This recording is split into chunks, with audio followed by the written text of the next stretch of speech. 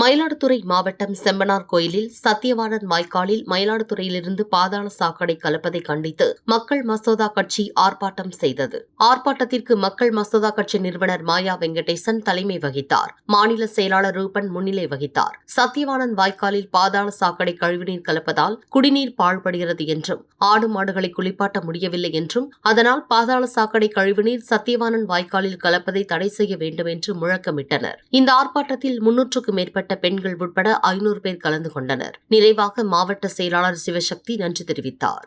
மயிலாடுதுறை பாதாள சாக்கடை விஷயமாக ஆர்ப்பாட்டத்திற்கு அனைவரும் ஒத்துழைத்தார்கள்.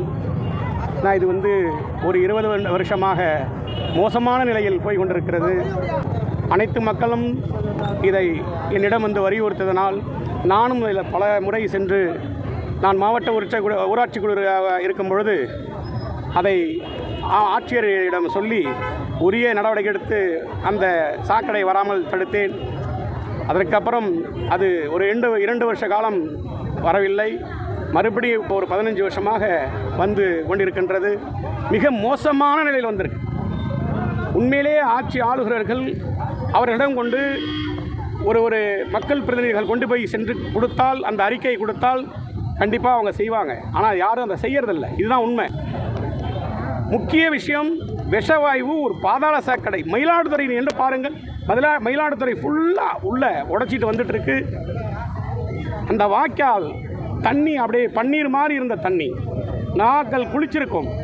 பல விவசாயிகள் பாதித்து கொண்டிருக்கிறார்கள். அந்த ஆடு மாடுகள் வெளியூர்லேருந்து திருக்கடையூர் போகும்பொழுது அந்த வாய்க்காலை குளித்தவர்கள் தெரியாமல் குளித்துக்கிறாங்க. அதில் நிறைய நோய் வந்துடுது. இது இப்படியே போனால் பல உயிர்கள் நாசமாகிவிடும். இப்பொழுதே நோய்கள் வந்துவிட்டது. அதனால தான் நான் இந்த 29 வருஷம் நான் மக்களுக்கு சேவை செய்தாலும் எனக்கு மனநிறைவே இல்லை.